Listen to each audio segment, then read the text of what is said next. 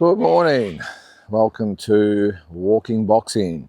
It is Sunday, December the 7th, 2025. And, seems to be up and down here in the Macedon Ranges. Beautiful and sunny today. Not so warm, but still beautiful and sunny after yesterday. But forgive me today, I'm a little bit scratchy, I must admit. Don't worry, I haven't been on the sauce or anything like that, although I feel like I have. We had a big function at our pub last night, trying to serve about 120 people in a tiny little pub, and trying to watch for fights, which I must admit I didn't succeed in doing. I saw bits and pieces, so just a disclosure straight off the bat, I'll go over last night's fights, but I'm going to have to probably do a proper review tomorrow because I just... in the middle of serving, and I mean there was DJ music blaring. I couldn't sort of hear it. I was just sort of watching it and in the middle of serving and cleaning and dealing with stuff. So apologies about that. But I will go over the card. I'll go over the undercard results. I think I saw enough of Jai's win over Cinkara to maybe just give a bit of an opinion anyway, but not a real detailed one. As I said, I'll do that tomorrow. But yeah, I didn't get home till about 2:30 in the morning, because it's an hour drive where I come from. I'm up in Bendigo there, so I got home about 2:30. They like to drink, the pool players. They love it.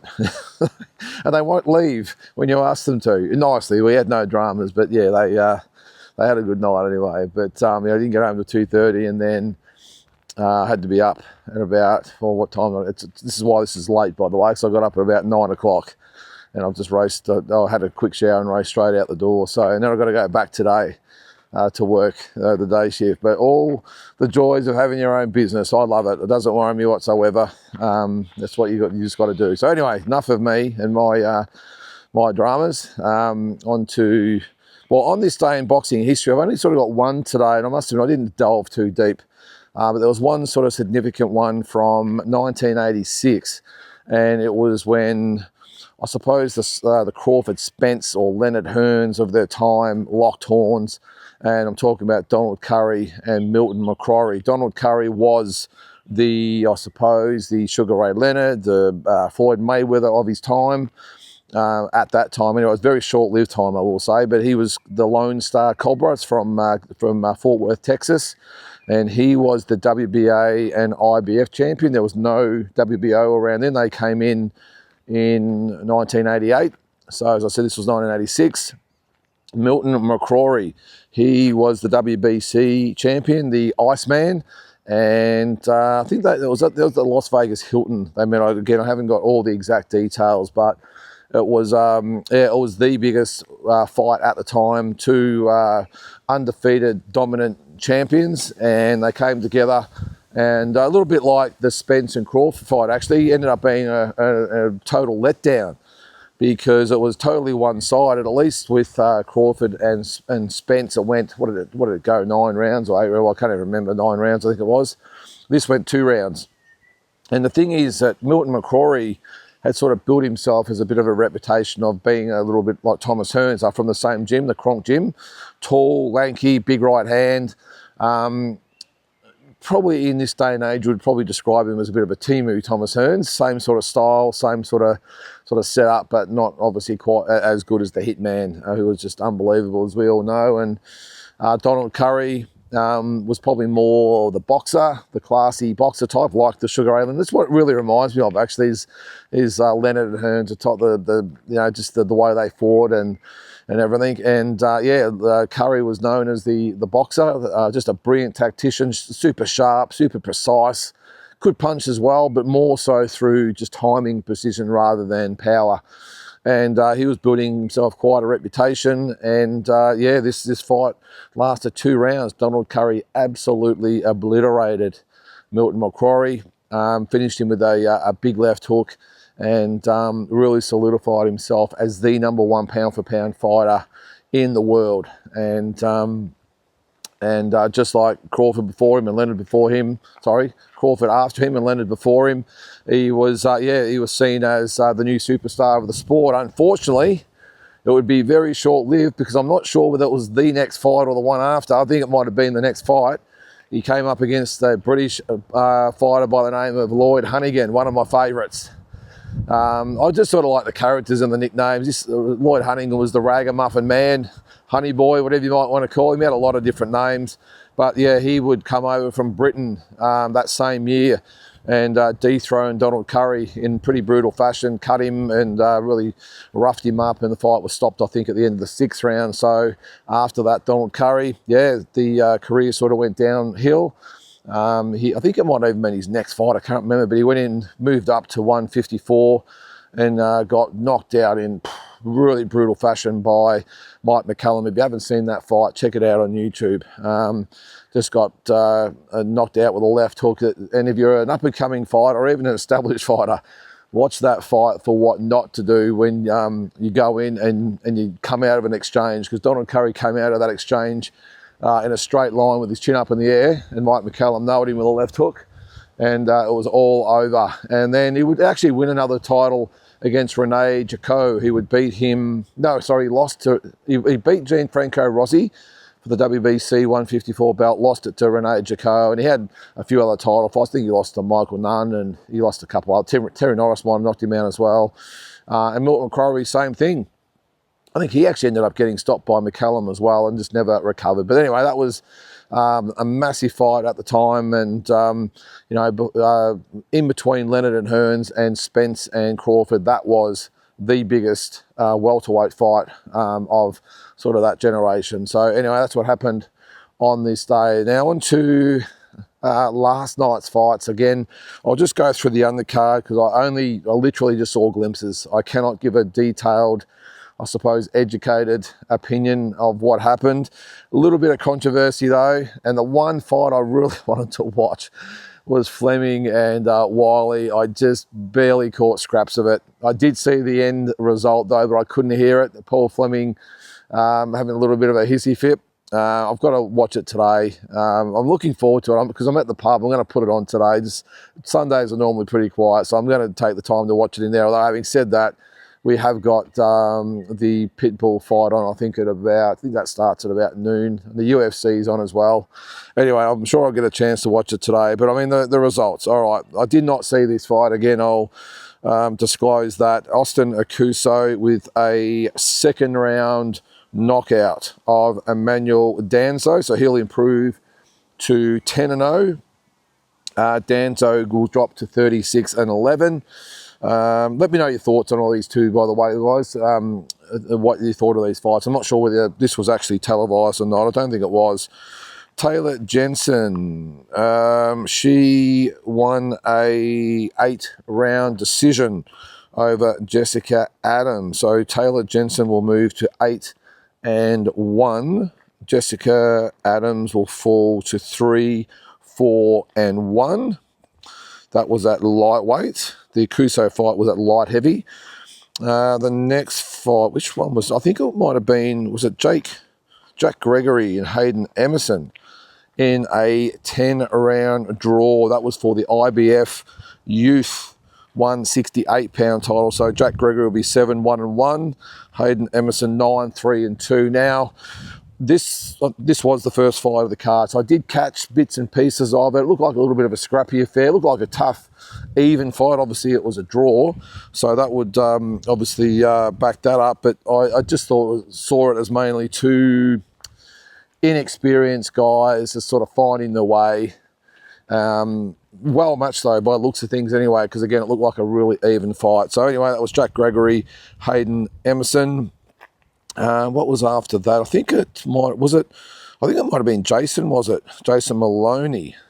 And I didn't see this fight at all except for some highlights as I was cleaning up last night, because we had the presentations on and all the TVs had to be off. So this is again one of the fights I was looking forward to. By the sounds of things and judging by the highlights that I saw, pretty one-sided fight. Great comeback fight for Jason Maloney. He stopped Herlin Gomez in the 4th round. So Jason improves to 28-4. Herlin Gomez 14-3. So just look, this is probably a fight where it's just good for Jason to be back.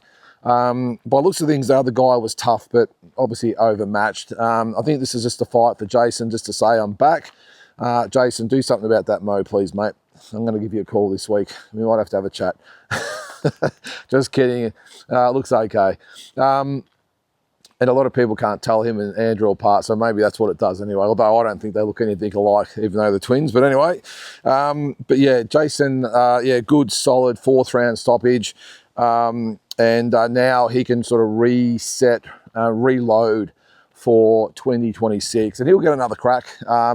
After this win, he'll probably be ranked in the top 15. Another fight will probably be ranked in the top 10, and up he goes. But he has got the credentials, and I think, because I have had people say, "Oh, geez, they're still fighting, and what do they do?" Well, they haven't really been knocked around, especially with Jason. He's been outboxed a couple of times. I know he had the Inoue knockout a few years back, but geez, who hasn't been knocked out by fighting Inoue? And it wasn't like he took a lot of punishment in that fight. And I just think he's been outboxed in his last couple. I think he's still got plenty left, and looking forward to see what he can do in 2026. And it's going to be great if he does get a shot to have both brothers fighting for world titles next year. And I say here a lot, you're a long time retired, so I'm sure he'll give it a crack, and why not fight for as long as you can. And they are warriors, 2 guys who just never stop. Every day they train, weight's always good, ready to fight on a couple of weeks' notice, or probably a week's notice. So looking forward to seeing what Jason and Andrew can do in 2026. Then we went to I think it was a Ben Mahoney. I'm going to call him Mahoney. He stopped Winston Hill in what round was it? The 6th round. That was for the IBF Pan Pacific 154-pound title. So Ben Mahoney improves to 16-0-1. Winston Hill drops to 7-1. But again, I didn't see much of that fight either. Then we had what looked like it was the fight of the night. It was Jake Wiley and Paul Fleming. Now, the official result was a draw. Now, when I was watching it, I actually had the feeling that the way Paul Fleming was carrying on, that he'd actually lost the fight. I actually thought that Jake Wiley had been given the win because, again, I couldn't hear what was being said by the announcer. So it looked like the referee raised Jake Wiley's hand and not Paul Fleming's. But I think what it looked like, he sort of, when I looked at it back, he looked like he went to sort of raise his hand, and sort of Paul Fleming sort of flicked him off and sort of then had his say. So I'm looking forward to actually hearing the outburst. I could see it on TV. He wasn't happy. They haven't actually got the results up on BoxRec at the moment, but Jake Wiley 18-2-1. Paul Fleming will drop to 28-1-2. But it looked like it was a real tough, rugged fight. And again, I was just sort of getting glimpses here and there and doing my best to watch it. But it looked like that Paul Fleming sort of on his toes, sort of moving, giving Jake Wiley lots to think about. Wiley trying to cut him off, not having the usual success that I suppose that he has. But Paul Fleming, don't forget, is a very, very classy fighter. So from what I could see on the screen anyway, I actually thought it looked like a very, very close fight. Now, apparently the controversies, I haven't got the scores up here at the moment, but apparently the major controversy was the fact that I think one judge gave Jake Wiley every round. And then the other 2 judges, I'm not sure how close they had it, but apparently the judging was all over the place. Look, all I'll say in something like this is it can happen. So don't think there's any conspiracy theories. Don't think there's favoritism as such. Don't think there's anything wrong. Just sometimes judges just see it differently. And even if you look at the comments on social media about it, 50-50 split. Jake Wiley won easy. Paul Fleming won easy. This is probably why a draw was probably the best result. So, as I said, don't read too much into the fact that the judges' scoring was all over the place, because it can happen. I've seen it happen. And I've been on the opposite side where one fighter has won comfortably and I had the other fighter winning comfortably. It just happens. So I think there'll be a rematch. By the looks of the thing, both guys, sort of took it in good spirits anyway. Jake Wiley, I suppose, did, but he's just that sort of kid. Nothing sort of phases him by the looks of things. And Paul Fleming definitely had a lot to say. So I'll check that out today and hear the actual audio of what he was going on about it. But he wasn't happy. I got the feeling was he trying to rile up the crowd for a bit of support. I'm not sure, but yeah, looking forward to actually watching that fight back, because it looked like it was a ripper just with the bits and pieces that I seen. And then the main support was Max McIntyre with what looked like a very impressive performance over Jed Morris. So he moves to, what was it, a fourth round stoppage. So he moves to 9-0. Jed Morris drops to 8-2. So I think just a regulation record patter for Max McIntyre, and looked pretty good doing it as well. So he'll obviously now move up in class. And actually I did miss a fight, didn't I? Teramona Jr. With, well, I suppose I'll just get it over with. First round knockout.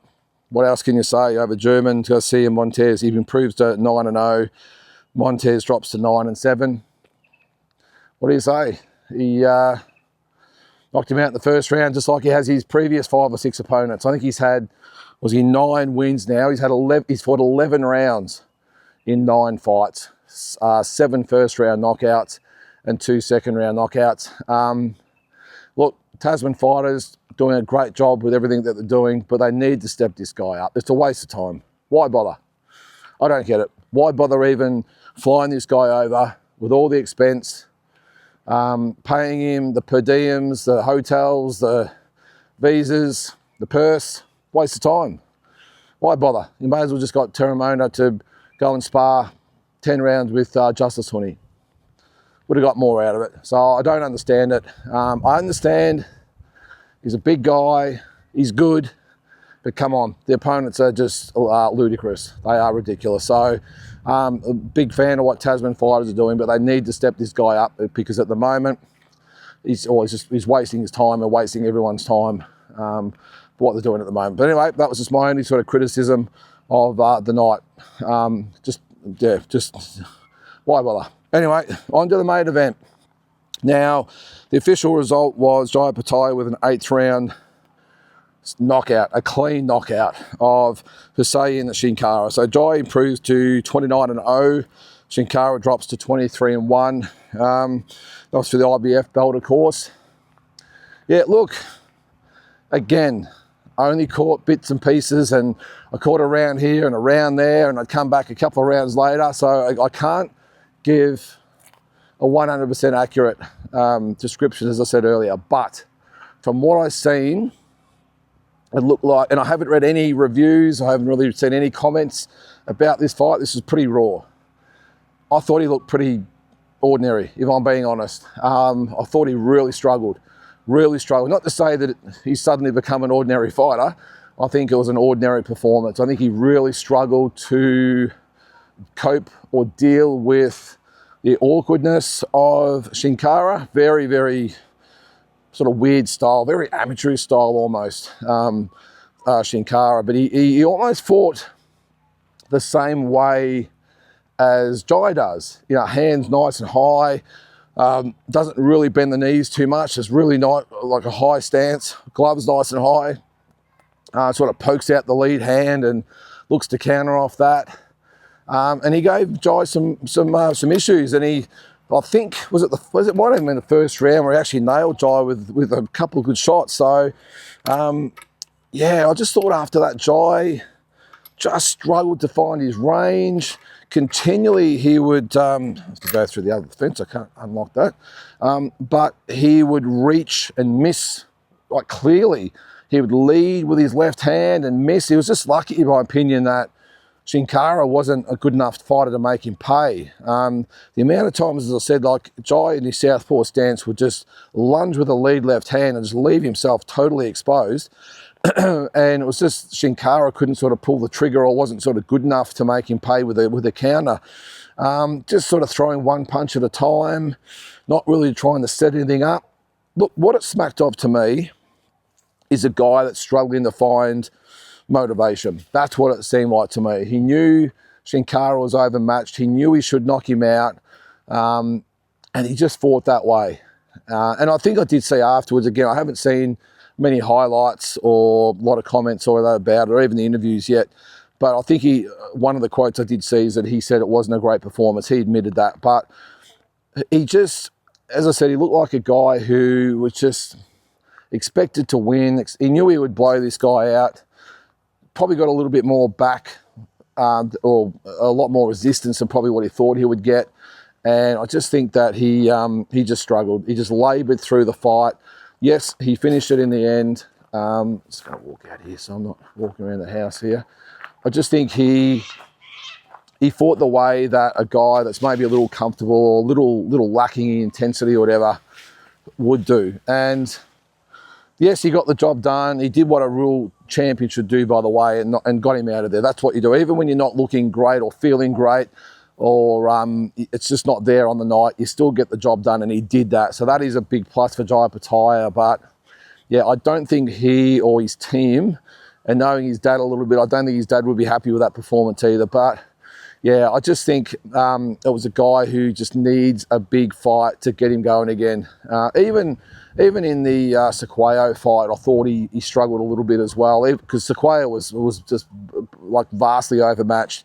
I thought he looked great against Nyika because it was the start of the year. Nyika, young prospect, a lot of people thought he'd give Jai a lot of problems. He was then thinking he'd go into Ramirez and Benavides, and it just hasn't happened this year. So I just get the feeling it's a frustrated fighter. It's the end of the year. It's been a tough year for him.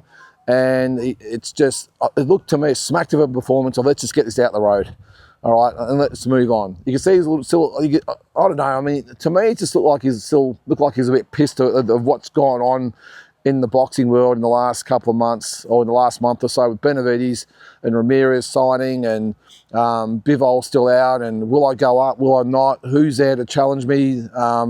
He didn't want to fight this guy, he wanted to fight Billum Smith. They offered, apparently Mick Francis said they offered Cinkara more money to step aside than what he actually got paid to fight, because they wanted the Billum Smith fight for some sort of big fight for Jai, and it just didn't happen. So that's what it looked at to me. So if you're a Jai Opetaia fan, don't panic. It's just one of those nights.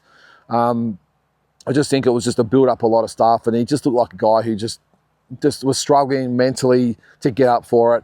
But again, he did what great champions do, and he got him out of there. So look, the knockout, you can't fault that. Boom, all over. So, but I just thought up until that point, yeah, not really using his jab, not really setting anything up, not a lot of head movement, not a lot of anything. It just looked like he was just trying to walk him down and just get him out of there. And as I said, I think he was surprised by the resistance he was actually getting from Cinkara and the awkwardness and everything else. So anyway, that's what I saw. Again, I'll watch it in full today. But give me your thoughts. I'm interested. Is it just me, or was it a bit lackluster? I'm sure they're happy just to get the win, but I think it might be one of those instances of the old saying, win this one and look good next time. And that's what it looked like to me. All right, and I'll do a little bit more detailed review tomorrow. So just another thing today, we've got the fights from the States. And if I can bring them up, I think I've got them up here. Where are they? All right, so what do we got? So, actually, that was the other point of interest. We've got the fight between Oshaki Foster and Steve Fulton is now, strangely enough, for the interim WBC lightweight title. Now, Fulton was coming up from 126, and still managed to miss weight. So Oshaki Foster made the weight, so it was all good. It was going to just be, if he won, it was going to be counted as a defence of that WBC belt. If Fulton won, then it would be vacant. But what they've done is the WBC, they've had a big week, the WBC, haven't they? So they have now said, all right, it's all right, boys, we'll sort this out. So they've just made them fight for the interim WBC lightweight title, even though neither one is ranked or fought there before, whatever, we'll just throw that in. So that's for that's one of the fights today. The other one is, I'm looking forward to seeing how Shane Mosley Jr. goes against Virgil Ortiz. Going to be up against it. I think Ortiz wins that fight, but hoping Mosley can win. And then we've got what's the other fights on there?